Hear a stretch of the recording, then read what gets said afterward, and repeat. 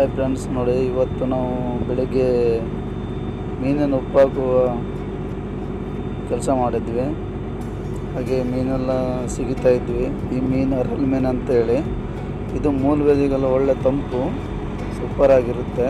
ಮೂಲವ್ಯಾಧಿಗಂತೂ ಚೆನ್ನಾಗಿರುತ್ತೆ. ನೋಡಿ ಆ ಮೀನು ಹಿಡಿತಾ ಇದ್ದಾನಲ್ವ, ಈ ಮೀನು ನೋಡಿ ಉದ್ದುದ್ದ ಹಾವು ಥರ ಇದೆ, ಅದು ಹಾವಲ್ಲ, ಅರಲ್ ಮೀನು ಅಂತ ಹೇಳಿ. ಅದು ಮೂಲವ್ಯಾಧಿಗೆಲ್ಲ ಸೂಪರು. ಇವಾಗ ನಾವು ಅದನ್ನು ಉಪ್ಪು ಹಾಕ್ಬಿಟ್ಟು ಸಿಗದಿದ್ದೇವೆ, ಸಿಗದಿ ಹಾಗೆ ಉಪ್ಪು ಹಾಕ್ತೀವಿ. ಇದು ಮೂಲವ್ಯಾಧಿಗಂತೂ ಅತಿಯಾಗಿ ಇದ್ದವರು ತಿನ್ನಬೇಕು.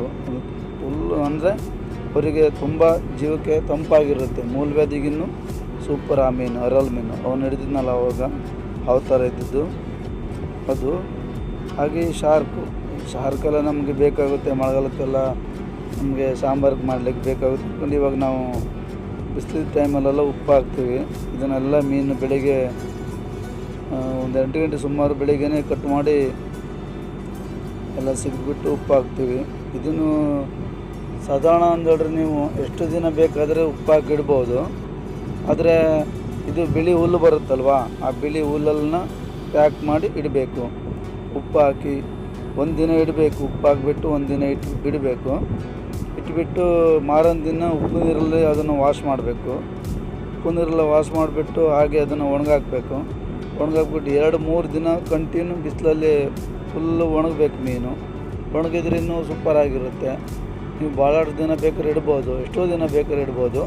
ಆದರೆ ಬಿಳಿ ಹುಲ್ಲಿದ್ರೆ ಇನ್ನೂ ಚೆನ್ನಾಗಿರುತ್ತೆ ಮೀನು, ಫ್ರೆಶ್ ಆಗಿರುತ್ತೆ, ಗರಿಗರಿಯಾಗಿರುತ್ತೆ. ನೋಡಿ ನಾವು ಇವಾಗ ಪುಡಿ ಉಪ್ಪು ಹಾಕ್ತಾಯಿದ್ದೀವಿ. ಇದಕ್ಕೆ ಆ್ಯಕ್ಚುಲಿ ಪುಡಿ ಉಪ್ಪು ಹಾಕಬಾರ್ದು, ಕಲ್ಲು ಉಪ್ಪು ಹಾಕಬೇಕು, ಇನ್ನೂ ಚೆನ್ನಾಗಿರುತ್ತೆ.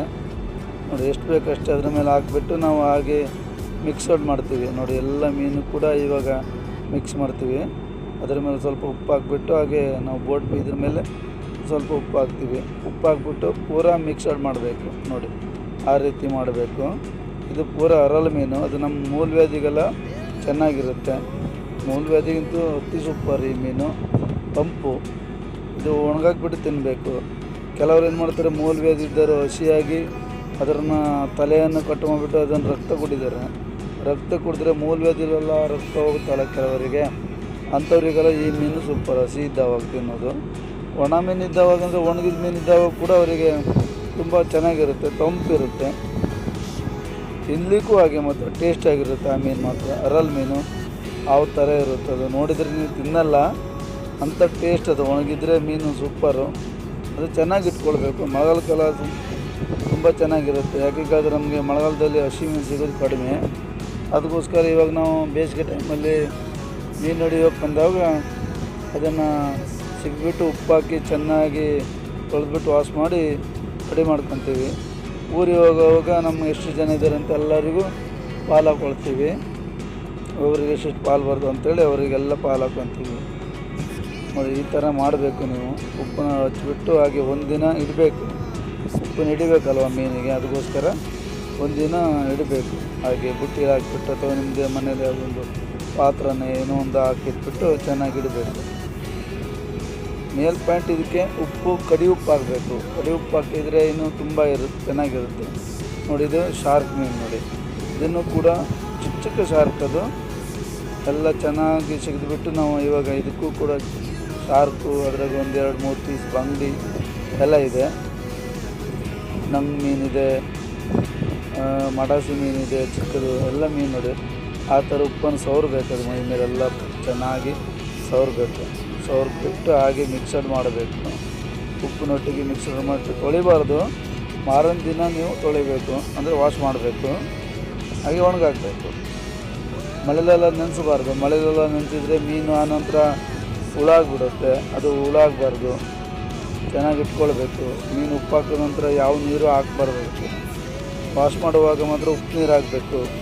ನಿಮ್ಗೆ ಉಪ್ಪು ನೀರು ಸಿಕ್ಕಿಲ್ಲ ಅಂತೇಳಿದ್ರೆ ಒಂದು ಪಾತ್ರೆಯಲ್ಲಿ ಉಪ್ಪು ಹಾಕ್ಬಿಟ್ಟು ಉಪ್ಪು ನೀರು ಮಾಡ್ಕೊಳ್ಬೋದು. ಉಪ್ಪು ನೀರು ಚೆನ್ನಾಗಿ ವಾಶ್ ಮಾಡಬೇಕು. ಮೊದಲು ವಾಶ್ ಮಾಡಬಾರ್ದು, ಹಾಗೇ ಇರಬೇಕದು. ಹೇಗಿರುತ್ತೋ ಹಾಗೇ ಇರಬೇಕು. ಹಾಗೆ ಇಟ್ಟಿಡಬೇಕು. ನೀವು ವಾಶ್ ಮಾಡಬಾರ್ದು. ಮಾರನೇ ದಿನ ಬೆಳಿಗ್ಗೆ ವಾಶ್ ಮಾಡಿಬಿಟ್ಟು ಚೆನ್ನಾಗಿ 2-3 ಸಲ ವಾಶ್ ಮಾಡಬೇಕು.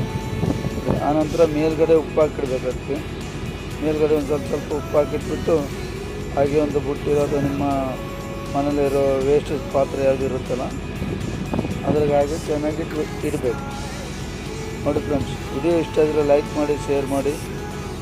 ಫೇಸ್ಬುಕ್ಕಲ್ಲಿ ನೋಡೋರು ಫಾಲೋ ಮಾಡಿ, ಯೂಟ್ಯೂಬಲ್ಲಿ ನೋಡೋರು ಸಬ್ಸ್ಕ್ರೈಬ್ ಮಾಡಿ, ಲೈಕ್ ಮಾಡಿ, ಶೇರ್ ಮಾಡಿ.